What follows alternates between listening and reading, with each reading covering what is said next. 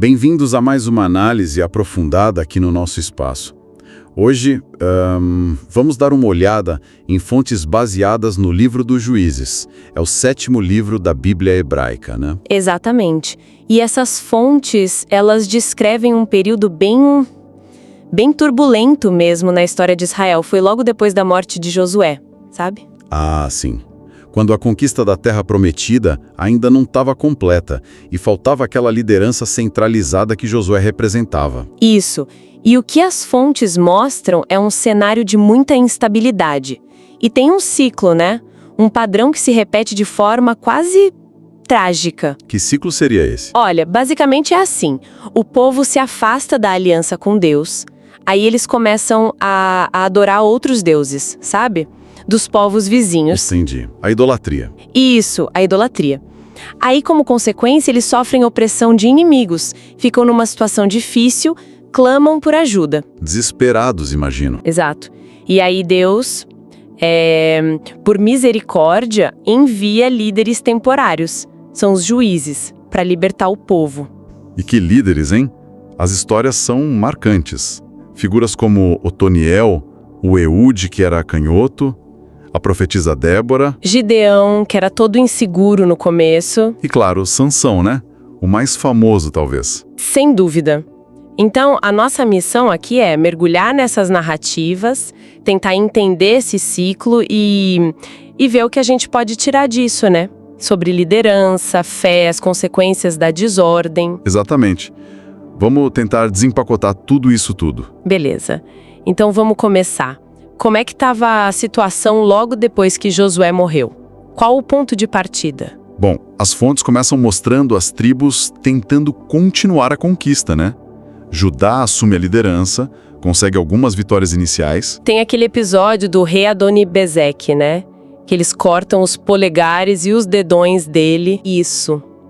E o próprio rei reconhece que aquilo era uma retribuição, porque ele tinha feito o mesmo com outros 70 reis. É um detalhe bem gráfico. Mas o ponto principal não é esse, né? Você falou que a conquista foi parcial. Exato. Esse é o ponto-chave para entender o resto. Judá vence nas montanhas, mas as fontes dizem que eles não conseguem dominar o litoral. Por quê? Por causa dos carros de ferro dos inimigos. Ah, a tecnologia militar deles era superior ali. Pois é. E esse padrão, essa dificuldade em expulsar totalmente os habitantes locais, se repete com várias outras tribos: Benjamim, Manassés, Efraim. Então eles acabam convivendo com esses povos. Sim, e esses povos continuam com suas práticas, seus deuses, ali, no meio de Israel. Essa obediência incompleta, essa falha em seguir a ordem inicial de expulsar todo mundo, é apresentada como a raiz dos problemas que vêm depois. E tem uma consequência direta disso logo em seguida, né? Acho que em Boquim. Sim, é um momento muito importante. Uma figura chamada Anjo do Senhor aparece e confronta os israelitas justamente por essa desobediência, por fazerem acordos, por não destruírem os altares pagãos. E qual é a advertência? A advertência é clara. Esses povos vão se tornar laços, tipo armadilhas, e os deuses deles uma tentação constante. O texto diz que o povo chorou muito ali. Tanto que o lugar passou a se chamar Boquim, que significa os que choram. É um aviso bem sombrio do que estava por vir. E o que vem a seguir é justamente o começo daquele ciclo que você mencionou antes. A geração que lutou com Josué morre. E a nova geração, como diz o texto, esqueceu o Senhor. E aí, direto para a idolatria. Começam a adorar Baal, Astarote, os deuses da região. E aí as fontes descrevem o ciclo explicitamente, certo? Certinho. É quase um roteiro. Primeiro, Israel peca, abandona Deus. Segundo, Deus permite que eles sejam oprimidos por inimigos. Terceiro, o povo sofre muito e clama por socorro. E Deus responde. Sim. Quarto ponto. Deus, com pena, levanta um juiz para libertar eles. Quinto, enquanto o juiz vive, tem paz. Mas... Sexto, o juiz morre e o povo volta a pecar.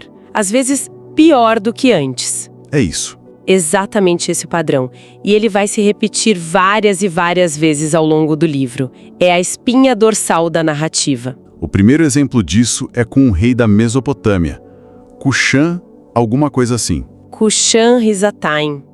Um nome complicado, né? Ele oprime Israel por 8 anos, o povo clama e Deus levanta Otoniel. Otoniel já tinha aparecido antes, né? Conquistando uma cidade para Caleb. Isso mesmo, ele lidera Israel, derrota o rei e a terra tem 40 anos de paz. Parece que a lição foi aprendida, mas... Mas o ciclo é mais forte. Depois de Otoniel, tudo de novo. Quem é o opressor da vez? Agora é Eglon, rei de Moabe. 18 anos de domínio. O povo clama e aí surge Eude, um benjamita canhoto. E a história dele é bem marcante. Conta mais. O que tem de especial? É uma narrativa cheia de detalhes vívidos, sabe? O Eude esconde um punhal na coxa direita, o que é estranho para um canhoto, talvez para disfarçar. Ele vai entregar o tributo ao rei Eglon, que o texto descreve como sendo muito, muito gordo. Interessante. Eude pede uma audiência particular, secreta. Quando o rei se levanta, talvez por respeito, Eude saca o punhal com a mão esquerda e crava na barriga do rei. A gordura é tanta que cobre a arma toda. Nossa, que cena. Pois é, Eude tranca as portas, escapa de fininho, soa a trombeta, convoca Israel e lidera uma vitória esmagadora sobre os moabitas. Resultado, 80 anos de paz. O mais longo período de paz no Évro. Incrível. E o fato dele ser canhoto é destacado, né? Sim, talvez para mostrar como Deus usa o inesperado, o que é considerado diferente, para trazer libertação. E logo depois mencionam rapidamente Sangar. O que usou uma guilhada de bois. Esse mesmo. Matou 600 filisteus com uma ferramenta de trabalho. Líderes improváveis, armas inusitadas. É um tema recorrente. Mas nem 80 anos de paz adiantaram pelo visto. O ciclo continua depois de Eude. Continua.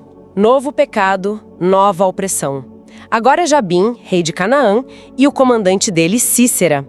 E o Sísera tinha 900 carros de ferro, era poder militar de ponta para a época. 20 anos de opressão pesada. E aí surge Débora, uma figura feminina forte, profetisa e juíza. Exatamente. Ela julgava o povo debaixo de uma palmeira, uma liderança reconhecida. Ela convoca um guerreiro, Baraque, para enfrentar o Sísera. Mas o Baraque meio que... hesita, né? Sim. Ele diz que só vai se ela for junto. Débora aceita, mas já avisa. A glória final dessa vitória não vai ser sua, vai ser de uma mulher. E a profecia se cumpre. Como? A batalha é vencida, Sísera foge. Foge a pé. E procura refúgio na tenda de Jael, a esposa de Éber, um queneu. Os queneus tinham um acordo de paz com o rei Jabim, então parecia um lugar seguro. Mas não era. Definitivamente não.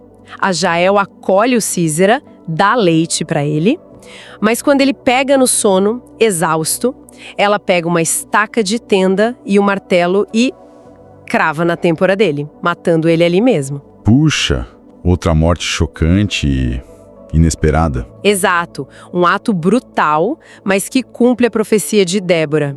E depois, na canção que eles cantam no capítulo 5, a Jael é celebrada como bendita entre as mulheres. Novamente, a libertação vindo de onde menos se espera. A canção de Débora e Baraque é bem interessante também. Elogia quem lutou, critica as tribos que ficaram de fora. Sim, mostra as divisões internas também. Mas a vitória trouxe mais 40 anos de paz. Só que a gente já sabe, né? O ciclo... Exato, não para. Quem vem depois? Os midianitas? Isso, 7 anos de opressão severa. Os midianitas e outros povos vinham como gafanhotos na época da colheita e destruíam tudo.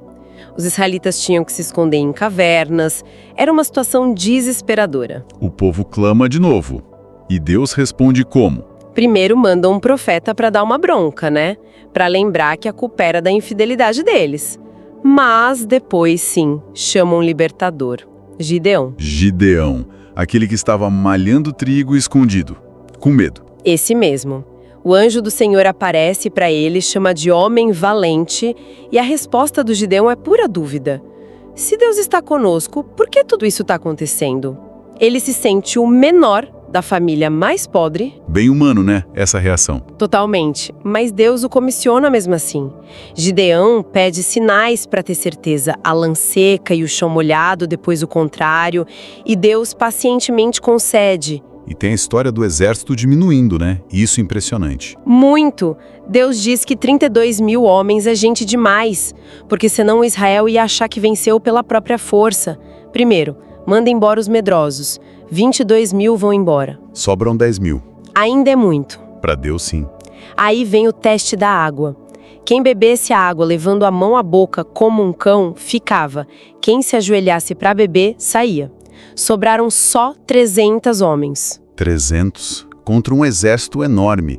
Qual era o plano? O plano era genial e totalmente não convencional.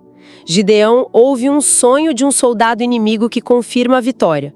Aí, ele divide os 300 em 3 grupos, dá para cada um uma trombeta, um cântaro vazio e uma tocha acesa dentro do cântaro. Trompeta, cântaro e tocha. Como isso vira uma arma? À noite, eles cercam o acampamento midianita. Ao sinal de Gideão, todos quebram os cântaros ao mesmo tempo. Imagina o barulho. Tocam as trombetas e levantam as tochas, gritando pela vitória do Senhor e de Gideão. Deve ter sido um caos. Total. Pânico absoluto no acampamento inimigo. Eles acham que estão cercados por um exército gigantesco, começam a lutar entre si e fogem desesperados. Uma vitória conquistada pelo terror psicológico e pela mão de Deus, não pela força bruta. Gideão virou um herói nacional depois disso. Com certeza. O povo até oferece a ele para ser rei, ele e os descendentes. Mas Gideão recusa, diz uma frase famosa: "O Senhor reinará sobre vós". Parece um final perfeito, né? Mas você já me preparou, tem um mais. Ele pede os brincos de ouro que pegaram dos inimigos. E com esse ouro, ele faz um éfode. A gente não sabe exatamente o que era, mas provavelmente um objeto de culto, talvez para adivinhação. E isso foi ruim. Foi péssimo. As fontes dizem que esse éfode se tornou uma armadilha para Gideão, para a família dele e para todo Israel. Depois que Gideão morre, o povo volta rapidinho a adorar outros deuses, especificamente Baal-Berite. Ou seja, mesmo o grande libertador acabou tropeçando e deixando um legado problemático. É complicado. E as consequências desse erro vêm rápido, né?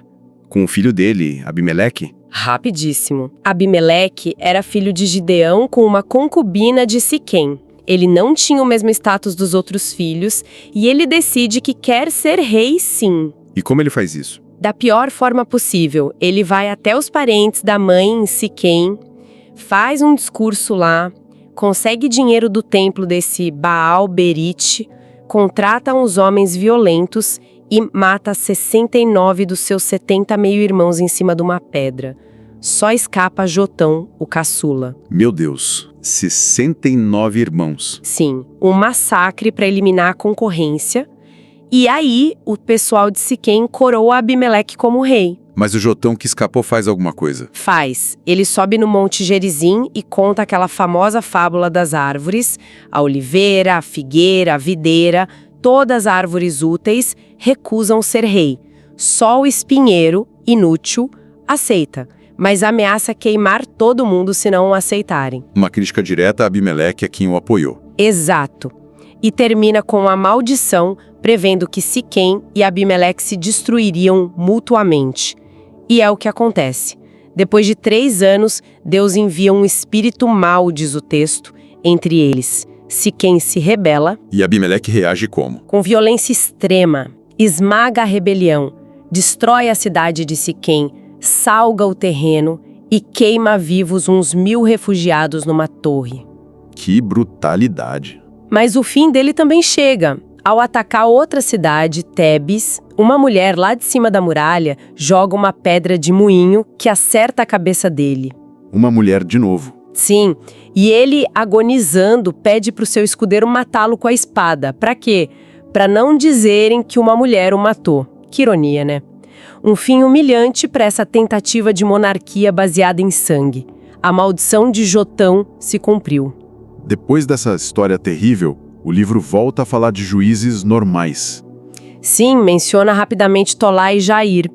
E aí, claro, Israel peca de novo, adora um monte de deuses diferentes e vem duas opressões ao mesmo tempo, filisteus e amonitas. A situação fica bem ruim. O povo clama de novo. Deus atende. Clama. Mas dessa vez, Deus inicialmente diz não. Vocês me abandonaram tantas vezes, peçam ajuda aos deuses que escolheram. É um momento tenso. Mas o povo insiste, joga fora os ídolos e Deus se angustia com o sofrimento de Israel. E aí surge Jefté. Jefté, outra figura complexa, né? Filho de uma prostituta e expulso pelos irmãos. Exatamente, ele tinha virado o líder de um bando de renegados, meio fora da lei, mas quando os amonitas apertam, os anciãos de Gileade, a região dele, vão atrás de Jefté, engolem o orgulho e pedem para ele liderar a guerra, prometendo que ele seria o chefe deles depois. Ele aceita. Tenta diplomacia, não funciona. E aí, antes da batalha, ele faz aquele voto. O voto trágico, ele promete a Deus, se me deres a vitória sobre os amonitas, aquilo que primeiro sair da porta da minha casa ao meu encontro quando eu voltar em paz, será do Senhor, e eu o oferecerei em holocausto. Que promessa terrível e impensada. Totalmente. Ele vence a batalha. Volta para casa feliz e quem sai primeiro para recebê-lo dançando com tamborins. Sua única filha. Ah, não. Que desespero. Imagina a cena. Jefté rasga as roupas. A filha entende a situação. Ela não questiona o voto em si, mas pede 2 meses para ir às montanhas com as amigas e chorar a virgindade dela, já que nunca se casaria. E depois? Ele cumpre o voto. O texto diz que sim. Fez com ela conforme o voto que tinha feito. É uma das passagens mais difíceis de ler e interpretar. Foi um sacrifício humano literal, ou uma dedicação forçada à virgindade e ao serviço do templo, o que também seria uma tragédia. Há debate, mas o resultado é a perda da filha e o fim da linhagem dele. Mostra o perigo de votos precipitados e talvez uma visão bem distorcida de Deus naquela época. É muito triste. E a história de Jefté não acaba aí, né? Tem conflito interno também. Pois é, a tribo de Efraim reclama que não foi chamada para a guerra. Discutem com Jefté, acaba em batalha entre israelitas, Jefté vence, e aí vem aquele episódio nos vales do Jordão. O do Shibolite. Esse mesmo. Para identificar os efraimitas que tentavam fugir, eles pediam para a pessoa dizer Shibolete. Os efraimitas não conseguiam pronunciar o She e falavam Sibolete, e eram mortos ali mesmo. O texto fala em 42 mil mortos. 42 mil por causa de uma pronúncia? É chocante. Mostra o nível de divisão e violência que já existia dentro de Israel. A situação estava se deteriorando muito. Depois de Jefté e mais alguns juízes menores, a gente chega em Sansão, finalmente. O super-herói da Bíblia. É, mais ou menos. Sansão é totalmente diferente dos outros juízes. O nascimento dele é anunciado por um anjo. Ele é consagrado como nazireu desde o ventre. Não podia cortar o cabelo, beber vinho, tocar em cadáveres. Tinha uma força sobrenatural dada por Deus. Mas ele não era um líder como os outros, né? Não mesmo. Ele age completamente sozinho. Parece mais um justiceiro solitário, sabe? Movido por impulsos muito pessoais, raiva, paixão por mulheres filisteias, vingança. Ele não lidera exércitos, não organiza o povo. As fontes até dizem que Deus usava as ações dele, mesmo as mais questionáveis, para provocar os filisteus. Ele tem umas demonstrações de força incríveis. Matar um leão com as mãos, derrotar 1000 homens com uma queixada de jumento. Arrancar os portões da cidade de Gaza e carregar a montanha acima. Sim, a força era real, mas as escolhas dele, complicadas, especialmente com mulheres. Começa com a esposa filisteia em Tímina, o enigma do leão e do mel. Exato, que já termina em confusão, vingança, ele matando 30 filisteus para pagar uma aposta e a esposa sendo dada para outro. Aí ele se vinga queimando as plantações dos filisteus com aquelas 300 raposas amarradas pelo rabo, com tochas. Uma coisa leva a outra numa espiral de violência. Totalmente, os filisteus se vingam queimando a ex-esposa e o sogro dele, Sansão se vinga disso com uma chacina. Aí os próprios homens de Judá entregam Sansão aos filisteus para evitar mais problema. É quando ele arrebenta as cordas e mata 1000 com a queixada.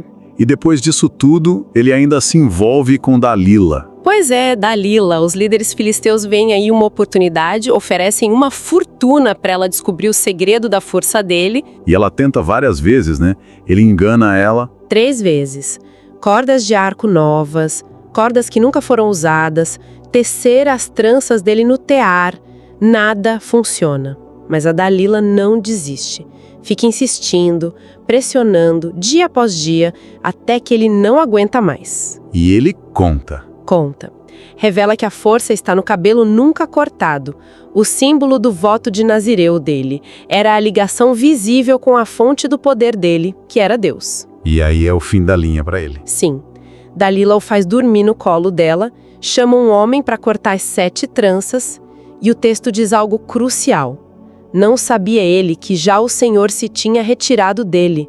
A força se vai. Os filisteus o prendem, vazam os olhos dele. Que humilhação. E o colocam para moer grãos na prisão como um animal. Um fim terrível. Mas tem um detalhe importante no texto. Qual? E o cabelo da sua cabeça começou a crescer. Um pequeno detalhe que prepara o final. O final no templo de Dagon. Exato. Os filisteus fazem uma grande festa para comemorar a captura de Sansão e agradecer ao deus deles, Dagon. Levam Sansão cego para o templo lotado para servir de entretenimento. E ele vê uma última chance. Ele pede a Deus por força só mais uma vez, para se vingar pelos seus 2 olhos. Ele se posiciona entre as 2 colunas centrais que sustentavam o templo e, com o último esforço descomunal, empurra as colunas. E o templo desaba. Desaba sobre ele e sobre milhares de filisteus que estavam lá dentro e no terraço. O livro conclui dizendo que ele matou mais gente na sua morte do que em toda a sua vida.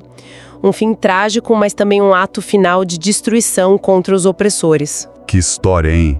Cheia de força, paixão, erros e um final explosivo. Depois de Sansão, o foco das fontes muda um pouco, né? Vai mais para a desordem interna de Israel. Exatamente. Os capítulos 17 a 21 são quase um apêndice sombrio. Eles pintam um quadro de caos moral, religioso e social. E começam com uma frase que vai se repetir. Naqueles dias não havia rei em Israel. Como se essa fosse a causa de tudo. É o diagnóstico que as fontes apresentam.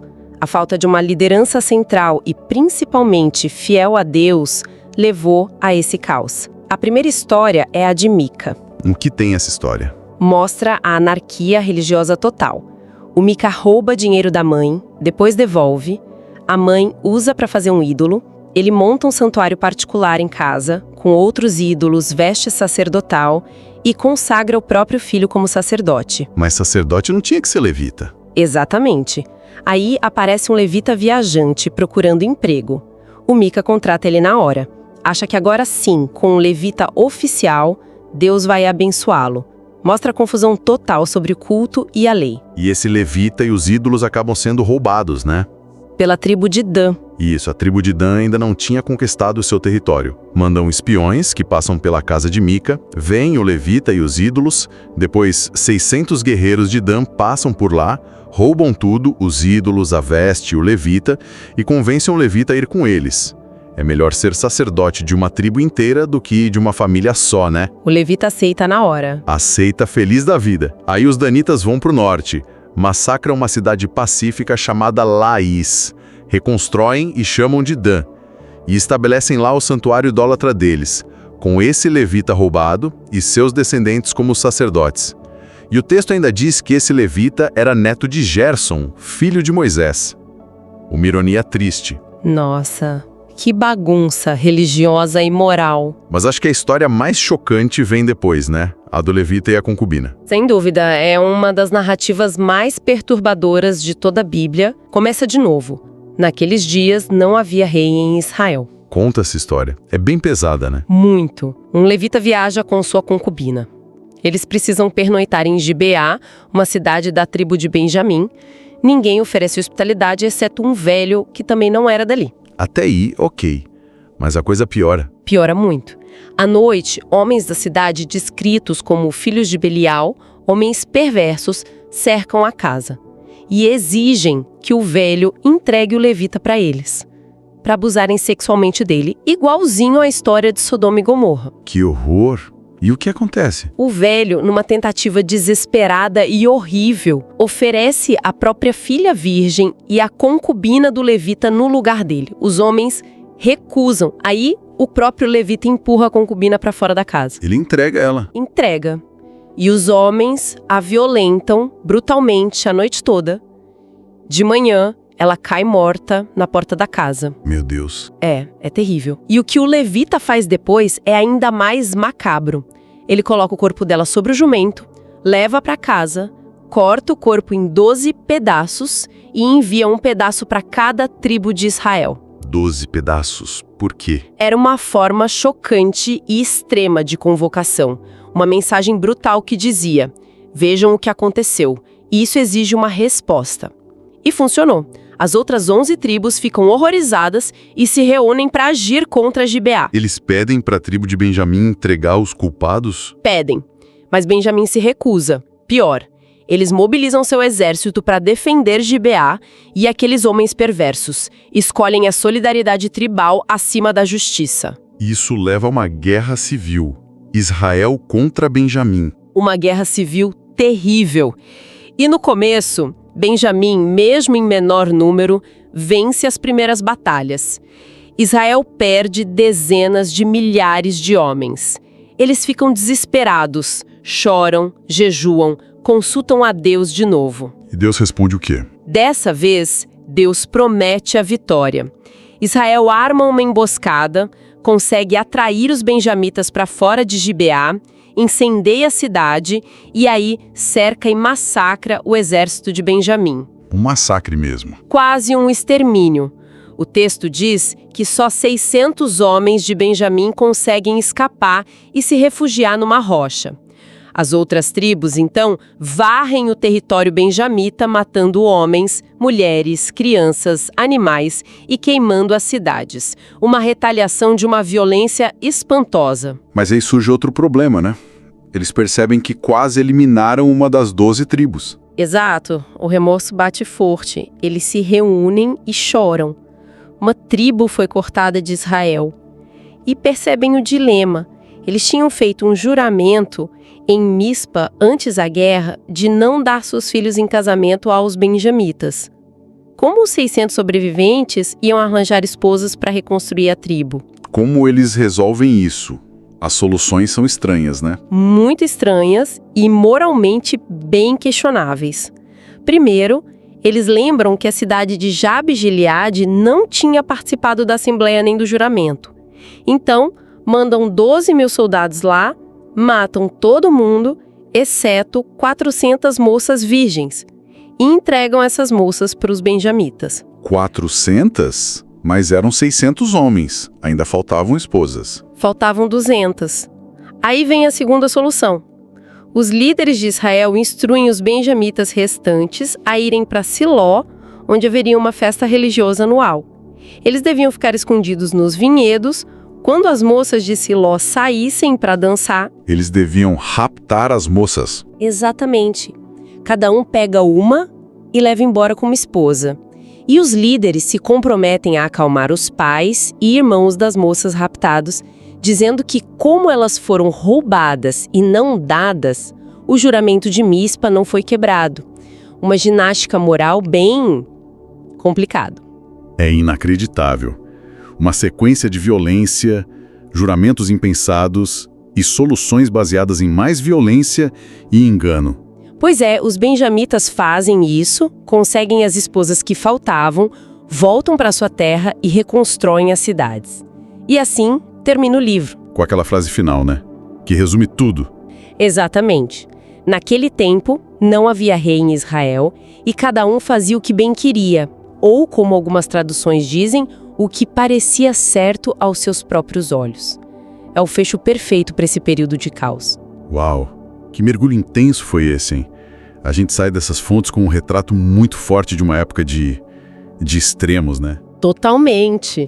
Momentos de fé incrível e libertação divina, lado a lado com quedas terríveis na idolatria, na violência, coragem e brutalidade, fracasso moral profundo, tudo girando naquele ciclo que a gente falou: afastamento, sofrimento, clamor e libertação, e aí, de novo. E essa frase final, cada um fazia o que bem queria, ela realmente resume o diagnóstico das fontes para esse caos todo, né? Perfeitamente. A falta de uma liderança justa, unificada e principalmente a quebra da aliança com Deus. Tudo isso levou a essa espiral de anarquia moral, social, religiosa, onde o certo e o errado ficaram totalmente relativizados. É impressionante como essas narrativas, mesmo sendo tão antigas e às vezes chocantes para nossa sensibilidade hoje, levantam questões que continuam super atuais, né? Sem dúvida. Questões sobre a natureza humana, a necessidade de ordem, de justiça, os perigos da anarquia quando não há um referencial moral claro e a relação complexa entre a liberdade humana, a responsabilidade e a ação de Deus na história. Fica então essa reflexão final para quem nos ouve, né? Olhando para esse retrato de um passado distante, onde a falta de um rei, talvez significando essa autoridade moral e política reconhecida, levou ao caos do cada um faz o que bem quer. Como isso nos faz pensar sobre os fundamentos da nossa sociedade hoje? O que segura uma sociedade unida?